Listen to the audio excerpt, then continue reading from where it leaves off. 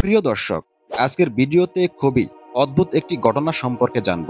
বলছি আল্লাহ তাআলার এক অলির কথা, যিনি খুবই সুন্দর একটি মূর্তিকে বিয়ে করেছিলেন। ঘটনাটি সম্পূর্ণরূপে বুঝতে ভিডিওটির শেষ পর্যন্ত জুড়ে থাকুন। বহুদিন আগের কথা, সেই সময় ইয়েমেনে একজন মুসলিম বাদশা শাসন করতেন। সেই বাদশা ছিলেন অত্যন্ত ভালো একজন মানুষ। তিনি আল্লাহ সুবহানাহু ওয়া তাআলার অলিদের অত্যন্ত সম্মান করতেন। এই বাদশার একজন নেককার ফকিরের সাথে বন্ধুত্ব হয়েছিল এবং সেই নেককার ফকির সব সময় বাদশার সাথেই থাকতেন। অর্থাৎ বাদশার যখনই কোনো প্রয়োজন হতো, সেই দরবেশ বাদশার দরবারে চলে আসতেন। কিন্তু এত কিছুর পরেও সেই বাদশার একটি খারাপ অভ্যাস ছিল। সেই বাদশা যখনই কোনো সুন্দরী নারীকে দেখতেন, কোনো না কোনো উপায়ে তাকে নিজের দরবারে নিয়ে আসতেন এবং বাদশা চাইতেন এই সুন্দরী নারীর সঙ্গে বিবাহ বন্ধনে আবদ্ধ না হয়েই সারাটি জীবন কাটিয়ে দিতে। তার এই খারাপ অভ্যাস দেখে সেই নেককার ফকির বাদশাকে অনেকবার সাবধান করেছিলেন। ফকির বলতেন, আপনার কোনো নারীকে পছন্দ হলে তাকে বিয়ে করে নিন। ইসলামে বিয়ে করা অনেক ভালো একটি কাজ, কিন্তু ইসলামে জেনা করা অনেক বড় একটি গুনাহ। আপনি অবৈধভাবে আপনার জন্য নন্মা হারাম এমন নারীকে নিয়ে এসে যে কাজ করেন, এটি সত্যিই অনেক বড় গুনাহ। এই বাদশাহ ফকিরের সব কথা শুনলেও এই কথাটি কিছুতেই মানতে চাইতো না। সে উল্টো বলতো, দেখো, আমি একজন বাদশাহ, তুমি আমার বন্ধু, এটাই তো তোমার অনেক বড় ভাগ্য। আর আমি একজন বাদশা হয়ে তোমার সব কথা শুনতে পারবো না। এই নেককার ফকির বাদশার এই সমস্ত কথা শুনে চুপ হয়ে যেত এবং সে ভাবতো, এই বাদশাকে নেক উপদেশ দেওয়া একদমই বোকামি। এর থেকে আমি বাদশার সঙ্গেই থাকি। একদিন না একদিন বাদশাহ আমার কথার মর্ম ঠিকই বুঝতে পারবে। একদিন অনেক জোরে ঝড় তুফান শুরু হলো।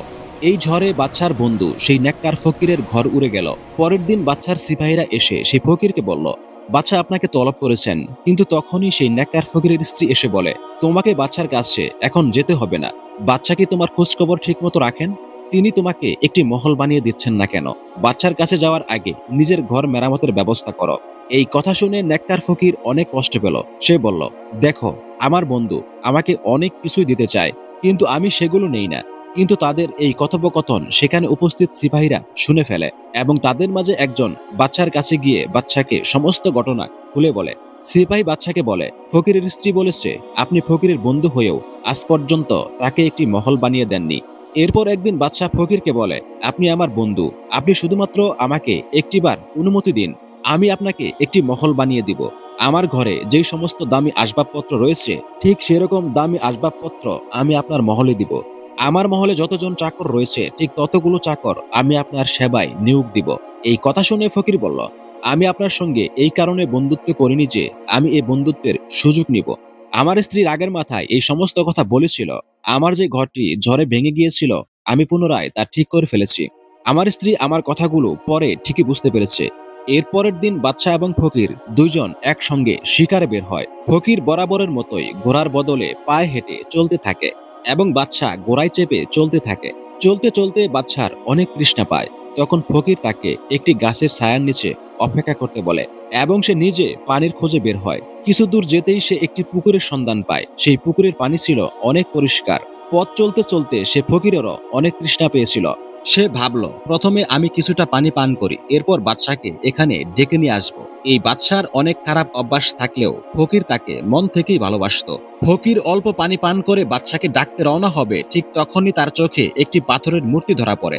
ফকির মূর্তিটি দেখে অবাক হয় এবং ভাবে, একটি নারী মূর্তি কিভাবে এতটা সুন্দর হতে পারে, এবং সে মনে মনে বলতে থাকে, ইস, এখনই যদি এই মূর্তির মাঝে জীবন চলে আসতো এবং সে পথ চলতে শুরু করত।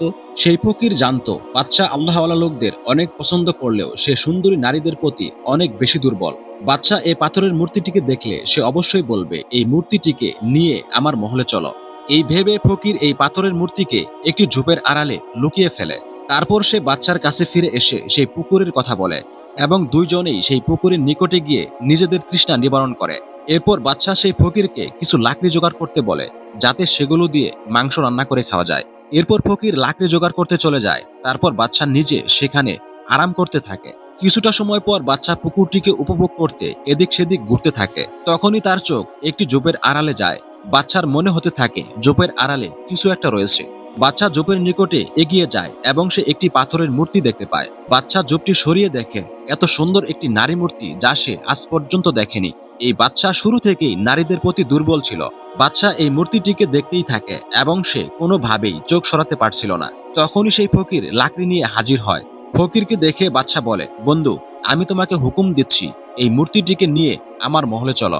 তখন সেই ফকির বলল, আমরা এই মূর্তিকে নিয়ে এখান থেকে যেতে পারবো না। আমার মনে হয় এই মূর্তিকে কেউ কোনো খাস কাজে তৈরি করেছে এবং সেই ব্যক্তিরা এই মূর্তির পূজা করে, অর্থাৎ এই মূর্তি কোনো অমুসলিম তৈরি করেছে। হতে পারে এই মূর্তি তাদের কোনো দেবী। আপনি যদি এই মূর্তিকে এখান থেকে নিয়ে যেতে চান তাহলে হয়তো অকারণে এখানে দাঙ্গা ফ্যাসাদের সৃষ্টি হবে। ফকিরের এই কথা শুনে বাদশা খুবই রাগান্বিত হয়ে যান এবং তিনি বলতে থাকেন, তুমি এমন কে যে আমাকে এই মূর্তিটি দখল করতে বাধা দিচ্ছ? হোক এই মূর্তি কোনো অমুসলিমের, আমার এই মূর্তিটিকে পছন্দ হয়েছে। আমি এই রাজ্যের রাজা, আমি যা খুশি তাই করতে পারি। আমার এই মূর্তিকে পছন্দ হয়েছে, আমি এই মূর্তিকে আমার সঙ্গে নিয়ে যাব। এরপরও ফকির বাদশাকে অনেকবার বোঝানোর চেষ্টা করে এবং বলে, হুজুর, মানুষ আপনাকে অনেক সম্মান করে। এই কাজ করলে তারা সবাই আপনার বিরোধিতা করবে। আপনি এই কাজটি করবেন না। আজ পর্যন্ত আপনি তো কারো উপর জুলুম করেননি, কিন্তু আপনি আজ এই সামান্য মূর্তির কারণে আমার উপরে আঙুল তুলছেন। এতদিন বাদশা এবং ফকিরের মাঝে মহান আল্লাহ তাআলা ছিলেন, কিন্তু এই নারী মূর্তির কারণে তাদের মাঝে বিভেদ সৃষ্টি হয়ে গেল। সেই ফকির তো ছিল একজন আল্লাহওয়ালা ব্যক্তি, কিন্তু বাদশা এই মূর্তির জন্য দেওয়ানা হয়ে গিয়েছিল। তাই সে নিজের বন্ধুত্বকে কুরবানি দিচ্ছিল। এরপর বাদশা বলে, আজকের পর থেকে আমি তোমার মুখ আর দেখতে চাই না। তুমি এখন এখান থেকে চলে যেতে পারো। আমি তোমাকে আমার সামনে আর দেখতে চাই না। তুমি আজকে আমার বিরোধিতা করেছ। তখন ফকির বলল, বাদশা, আমি আপনার ভালোর জন্যই আপনার বিরোধিতা করছি। আপনি যদি এই মূর্তিটিকে এখান থেকে নিয়ে যান তবে আমার মনে হচ্ছে আপনি কোনো না কোনো বিপদে পড়বেনই। আপনি বুঝতে পারছেন না, কিন্তু আমি বুঝতে পারছি। মহান আল্লাহ তাআলা জানেন এবং তিনি একমাত্র এই বিপদ থেকে উদ্ধার করতে পারেন। আপনি মহান আল্লাহ তাআলার কাছে দোয়া করুন, তিনি যেন আপনাকে এই বিপদ থেকে উদ্ধার করেন। তা না হলে আপনি অনেক বড় সমস্যায় পড়ে যাবেন এবং আপনি এখান থেকে বের হতে পারবেন না। বাদশা অবাক হয়ে দেখতে থাকেন এই পুরাতন কাপড় পরা ফকির তাকে বারবার একই কথা বলছে। এতে করে তার রাগের পরিমাণ আরো বেড়ে যায়। এবার বাদশার ক্রোধ চরম সীমায় উঠে যায় এবং সে সিপাহীদের ডেকে আনে এবং সিপাহীদেরকে আদেশ করে, এই ফকিরকে এখান থেকে অনেক দূরে ফেলে দিয়ে আসো। সঙ্গে সঙ্গে বাদশার সিপাহীরা সেই ফকিরকে এই জঙ্গল থেকে দূরে সরিয়ে রেখে আসে। এরপর বাদশা আদেশ দেয়, সিপাহীরা এই মূর্তিটিকে এখান থেকে তুলে আমার মহলে নিয়ে আসো। আমি এই মূর্তিটিকে অনেক পছন্দ করেছি। এমন সুন্দর মূর্তি আমি আজ পর্যন্ত কোথাও দেখিনি। সিপাহীরা এই কথা শুনে এই মূর্তিটিকে যেই জমিন থেকে তুলতে গিয়েছে ঠিক তখনই সেখানে প্রচন্ড ঝড়ের সৃষ্টি হলো। মাটি কাঁপতে শুরু করলো এবং সেখানে আযাব চলে আসলো। তারা সেই জমিনেই অর্ধেক দাফন হয়ে গিয়েছিল, কিন্তু তারা কেউ মারা যায়নি। বাদশা অবাক হয়ে এই সমস্ত ঘটনা দেখতে থাকে এবং ভাবতে থাকে এখানে কি হচ্ছে। আচমকা সেই বাচ্চার সামনে একটি বত্তার চেহারা লোক এসে হাজির হয়।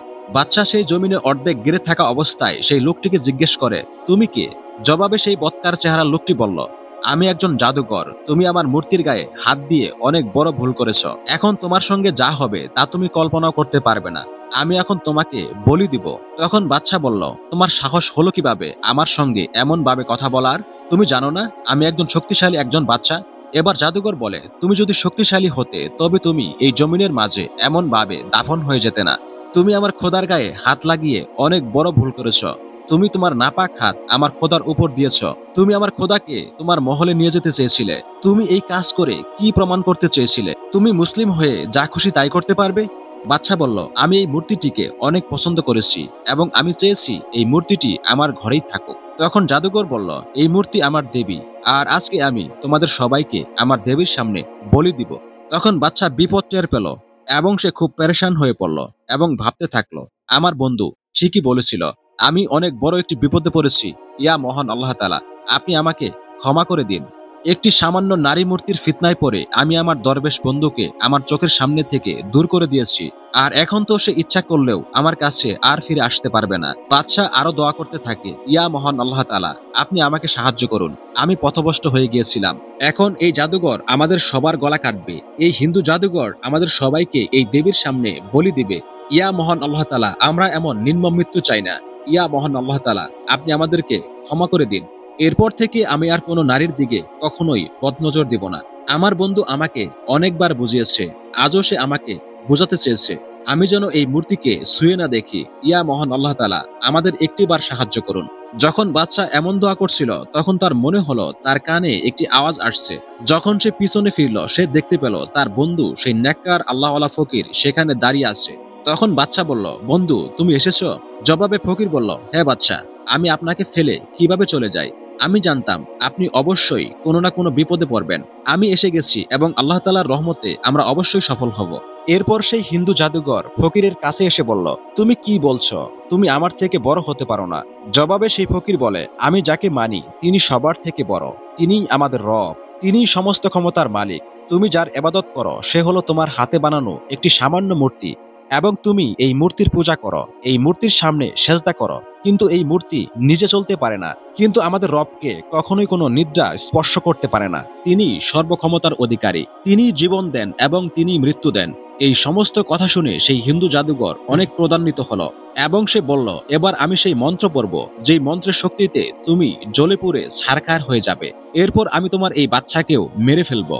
যখন সেই হিন্দু জাদুঘর মন্ত্র পড়তে শুরু করলো, তখন ফকির মনে মনে আল্লাহ তাআলার কাছে দোয়া করতে শুরু করলো, ইয়া মহান আল্লাহ তাআলা, এই ব্যক্তি আপনাকে মিথ্যা সাব্যস্ত করতে চায়। সে আপনাকে ছেড়ে এই মূর্তির পূজা করে, আপনাকে ব্যতীত এই মূর্তিকে সেজদা করে। সে আপনার সৃষ্ট মানুষকে এই মূর্তির সামনে কেটে হত্যা করতে চায়।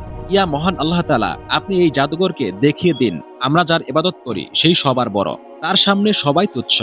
দরবেশ যখন এই দোয়া করছিল, ঠিক তখনই মহান আল্লাহ তাআলা সেই মূর্তির মাঝে প্রাণ দেন। সেই মূর্তি যে চলতে পারতো না, কথা বলতে পারতো না, মহান আল্লাহ তাআলার হুকুমে সে জিন্দা মানুষে পরিণত হয়ে গেল এবং জিন্দা হয়েই জাদুঘরকে বলল, তুমি আমার ইবাদত করো, আমার পূজা করো, কিন্তু আমাকে বলো আজ পর্যন্ত আমি তোমাকে কি দিয়েছি? তুমি অযথা নিরীহ মানুষকে আমার সামনে হত্যা করবে। হিন্দু জাদুঘর অবাক হয়ে সেই পাথরের মূর্তিকে দেখছিল। এই মূর্তি কিভাবে জিন্দা হয়ে গেল, সে কিভাবে কথা বলছে। হিন্দু জাদুঘর সেই ফকিরকে বলতে থাকে, তুমি নিজেও একজন জাদুঘর, নিশ্চয়ই এটি তোমার কাজ। জবাবে সেই দরবেশ বলল, এটি আমার কেরামতি নয়, এটি আমার রবের কেরামতি। তিনি আমাদের সৃষ্টিকর্তা। এরপর ফকির বলল, জাদুঘর তুমি এবার মেনে নাও আল্লাহ তাআলা এক এবং অদ্বিতীয়, তার কোনো শরিক নেই। তখন জাদুঘর বলল, আমি মানছি এবং তোমার আল্লাহর ওপর ঈমান আনছি এবং আমি মুসলিম হচ্ছি। এরপর সেই মূর্তি বাদশাকে বলল, আপনি সবসময় বেগানা নারীদের উপর নজর দিয়েছেন, গুনাহ করেছেন। আপনি যদি আমাকে সত্যিই পছন্দ করে থাকেন এবং আমাকে আপনার কাছে সারা জীবন রাখতে চান, তবে আমাকে বিয়ে করতে হবে। বাদশা বলল, আমি তোমাকে বিয়ে করব। এরপর বাদশা তাকে নিয়ে মহলে চলে গেল এবং বিয়ে করে নিল এবং তাকে তার রাজ্যের রানী করে নিল। সুবহানাল্লাহ। প্রিয় দর্শক, এই ছিল আমাদের আজকের ভিডিও। ভিডিওটি ভালো লেগে থাকলে আমাদের চ্যানেলটি সাবস্ক্রাইব করে পাশে থাকা বেল বাটনটি বাজিয়ে দিন, যাতে করে সবার আগে ভিডিও পৌঁছে যায় আপনার কাছে।